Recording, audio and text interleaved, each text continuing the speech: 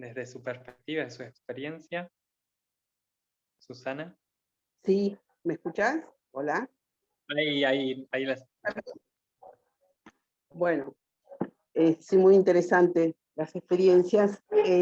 Bueno, a mí cuando me convoca Laura para justamente hablar de desigualdad social y educativa, fueron varias las ideas de por dónde semejante tema, ¿no? Tamaño tema. Y Laura me dice, bueno, hablando de tu experiencia, bueno, desde ahí empecé a organizar mis ideas. Em, yo trabajé durante muchos años como docente, siempre, digamos, en nivel primario y en escuelas alejadas del centro de la ciudad.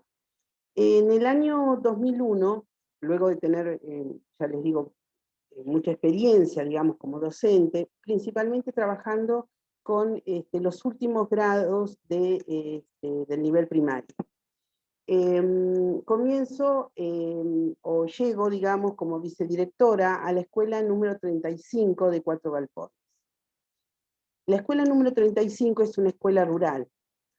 Y yo llego en el 2001 conociendo poco de la cotidianidad del ambiente rural.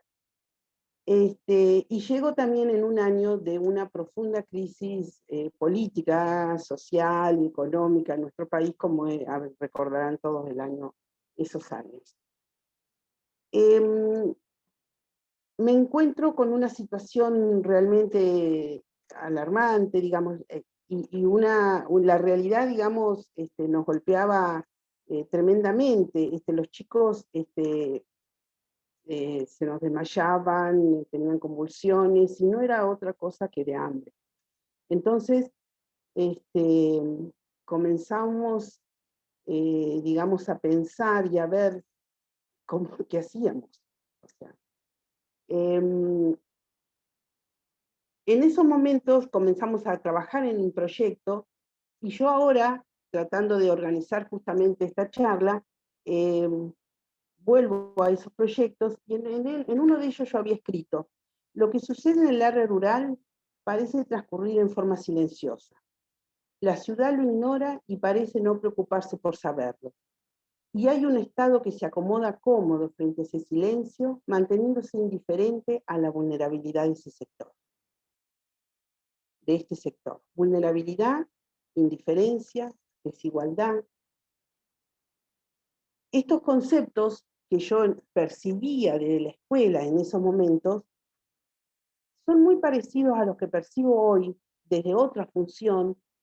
Yo formo parte del CONIA, que es en representación de UNTER, de la Unión de Trabajadores de Río Negro, de la seccional Roca.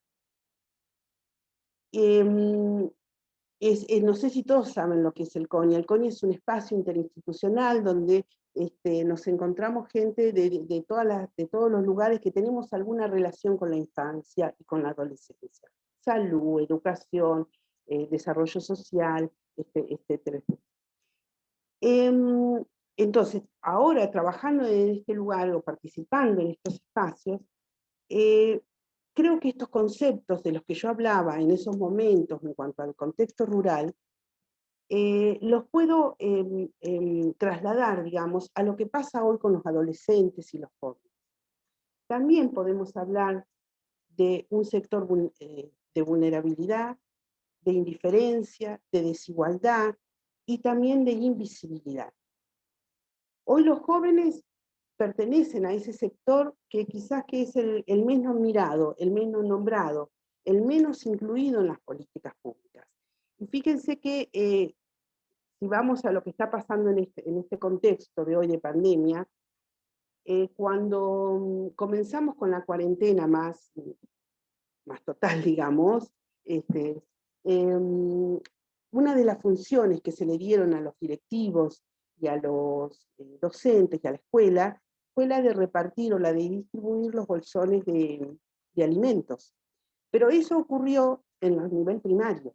Y luego, en el nivel inicial, luego de fuertes reclamos. El nivel medio quedó ahí. Cuando comienza ahora el plan de vacunación, nuevamente comienzan con equipos directivos, comienza con nivel primario, los grados menores, también nivel inicial, y nuevamente el nivel medio queda para el final. Los jóvenes parecería que nos conmueve menos, que se diagnostica menos, sabemos menos de ellos. Y cuando se habla de la juventud y se habla de los adolescentes, generalmente se habla desde un lugar que parecería como para justificar todo lo que no hacen los adultos y no hacen las políticas públicas. Entonces se le relaciona al joven y al adolescente con la violencia, se habla de permanentemente aparece el bajar la edad de criminalidad, se habla de adicciones, se habla de deserción escolar, de embarazo adolescente, y permanentemente parecería, y esto ahí Marcelo dijo algo con respecto a esto, de que es una elección de los jóvenes este camino, ¿no? Parece ser que ellos eligieron dedicarse ¿no? Dedicarse, ser violentos, bueno, parecería ser que es una elección, un camino que ellos han tomado. Nadie tiene la culpa, nadie tiene nada que decir, ¿no? Nadie ha tenido que hacer algo antes o dejó de hacer algo antes. De eso no se habla. No hablamos de la desigualdad cuando hablamos de adolescentes, de la imposibilidad de adquirir alimentos nutritivos, del acceso a la salud, no hablamos del derecho a una vivienda digna, a un techo, que no se llueva. Todos hemos sufrido cuando en estas lluvias tremendas, y sabíamos lo que pasaban en los distintos barrios, en las ciudades. No se habla de la falta de opciones de conectividad en estos tiempos, para acceder a la educación a distancia. No se habla de la necesidad que hay de compartir a veces un celular entre un montón de hermanos, y donde permanentemente se prioriza a veces al más pequeño o a los más pequeños, ni hablar de las desigualdades para acceder a una actividad deportiva, a una actividad recreativa, y etcétera, etcétera, podríamos seguir un montón. También es cierto que esta desigualdad no comenzó ahora con la pandemia, por supuesto, porque ya lo decíamos, ni va a terminar con la pandemia. También es cierto que la escuela pública, no puede resolver esta desigualdad. Sola, aquí quiero poner, sola seguramente que no puede. Tiene necesariamente que haber políticas públicas, políticas de Estado, que vayan a trabajar sobre estas desigualdades. Pero la escuela también tiene mucho que decir. También tiene que preguntarse qué hace con estas desigualdades. Las mira, las observa, las describe, interviene, y se interviene cómo. Y aquí es donde trato de unir, digamos, mi experiencia en el contexto rural con la actividad o con la actualidad, digamos, y con la adolescencia. En ese momento, yo les contaba recién el estado de situación en la escuela número 35. Yo me encontré, o nos encontramos en el equipo directivo que llegamos en ese momento, con chicos de 18 años que estaban cursando séptimo grado. Nadie les llamaba la atención, nadie tenía nada que decir, no hay un sistema educativo, en este caso, que aparentemente no se inmutaba ante estos números, ante estos datos. Por supuesto que nosotros no podíamos hacer frente como escuela al hambre, a la desnutrición. Para eso se necesitaron políticas de Estado, políticas públicas. Sí, la escuela quizás asumimos, como nos tocó ahora en pandemia, asumir el tema de un montón de funciones que uno dice, como educador, a mí yo tengo que hacer esto, y bueno, sí, a veces tenemos que hacer.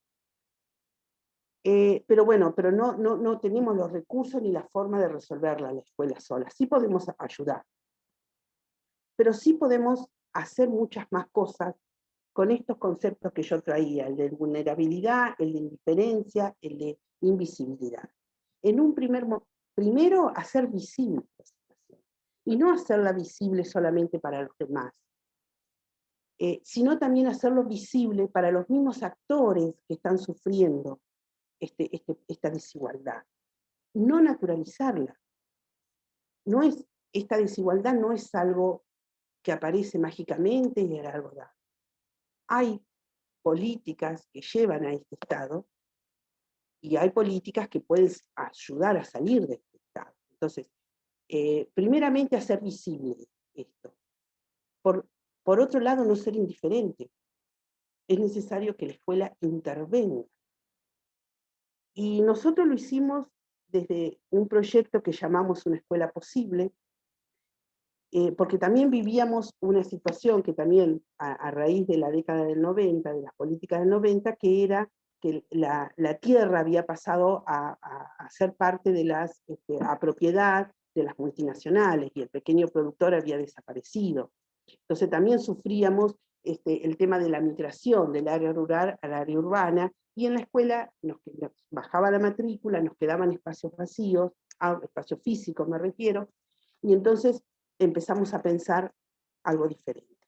Y así es como decidimos primeramente abrir las puertas de la escuela, salir nosotros, salir a decir, acá estamos, como comunidad educativa, y atender redes.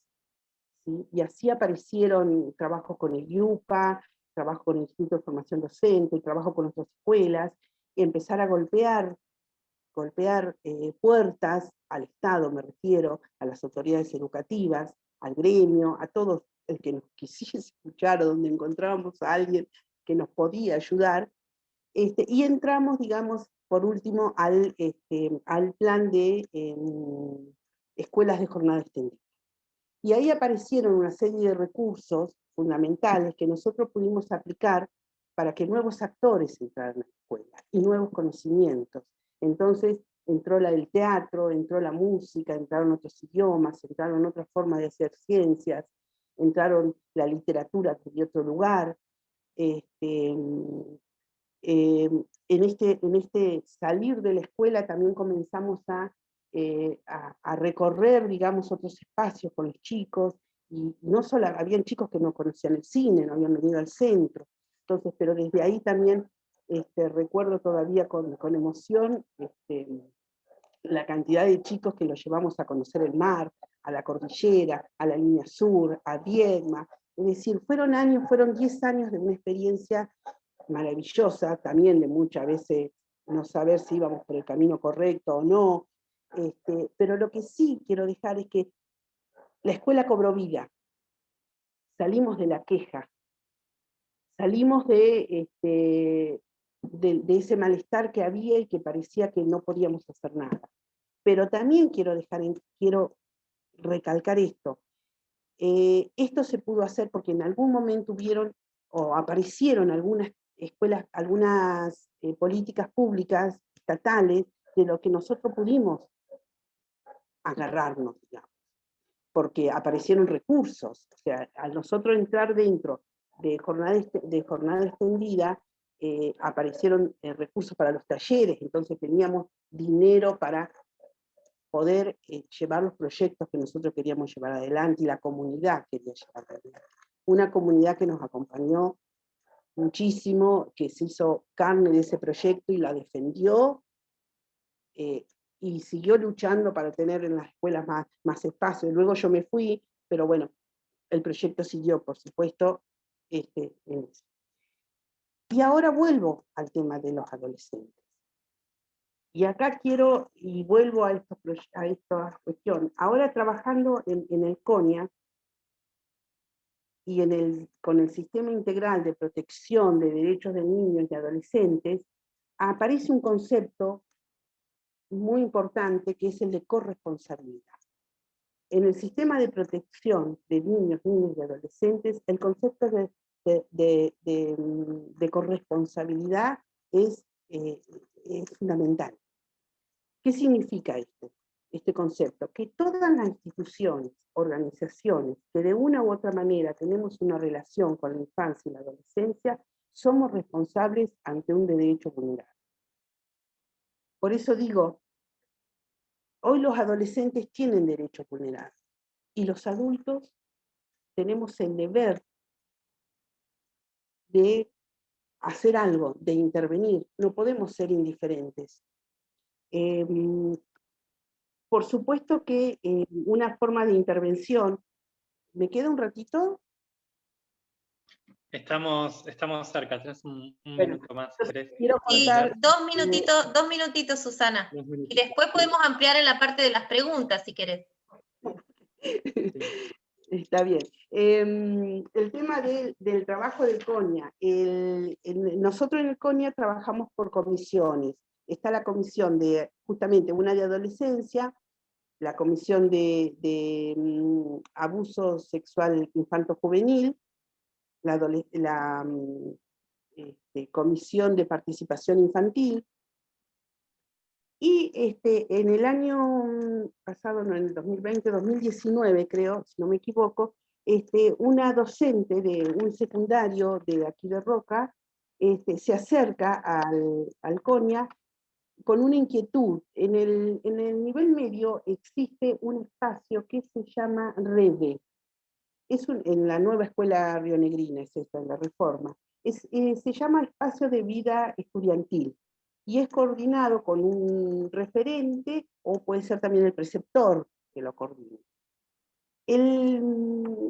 Lo voy a leer porque el coordinado es la idea justamente de este espacio que es creado en la ley es la participación de estudiantes en la promoción de proyectos que construyan sentido ético, político, crítico y transformador, con diversos actores de la comunidad. La idea, los chicos lo aprueban trabajando en 2 proyectos por año. La docente referente de este espacio llega al CONIA diciendo o planteando, muy preocupada, porque no pudiendo darle sentido a este espacio, no pudiendo trabajarlo y que los chicos se enganchen, y realmente ella sentía que se estaba desperdiciando, se estaba destinando a cualquier cosa menos a esto, como con el sentido que fue creado y para que sea útil para la escuela y para los niños, para los adolescentes. Entonces comienza a trabajar Chicho Quinquela, que está dentro de la Comisión de Adolescencia, y Rita Rodríguez también, que es profesora de la universidad. Chicho es representante de la Dirección de Cultura. Bueno, y tiene una larga experiencia en participación en múltiples talleres de teatro, de música, del arte, de títeres, bueno, etc. Entonces ellos se acercan y comienzan a trabajar junto con la docente. En estos momentos no recuerdo el nombre. ¿Y de dónde se plantea el trabajo? Y esto es lo que decía un poco también Marcelo, desde la escucha, desde el diálogo. A partir de este trabajo y de este acercamiento y a partir del juego, me decía el Checho, si alguna vez lo quieren invitar, él les va a contar mucho más profundamente esta experiencia. A partir del diálogo y a partir de planificar justamente de lo que decían ellos, los adolescentes, y no de lo que el docente quería que... Una de las primero se empieza en forma presencial y luego pasamos a la virtualidad. Una de las primeras acciones que se plantea el grupo es comenzar a juntar fondos para que pagar los datos móviles para que todos los chicos puedan acceder a las clases en la virtualidad. Fíjense. Se sigue trabajando desde la virtualidad y hoy por hoy, pero siempre en esto, siempre la escucha. Es fundamental saber qué les pasa a los chicos. No podemos ir los docentes, llegar, digamos, y dar cátedra de un lugar de que lo sabemos todo y que por acá tiene que... No, la escucha por el respeto, y una escucha respetando la dignidad de ese adolescente, que tiene mucho para decir, que nos va a interpelar a los adultos seguro, pero bueno, tenemos que cederle la palabra, el oído, y después ver, no solamente escucharlo, generar confianza y devolver lo que él está diciendo.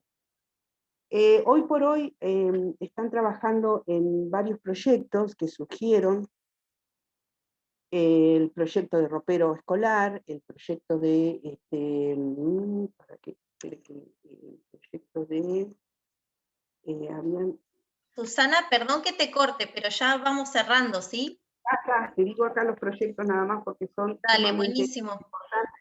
Refacciones en la escuela, pero no es para que ellos hagan las refacciones, sino para que ellos se den cuenta que ellos tienen derecho a trabajar, a estudiar en un espacio digno.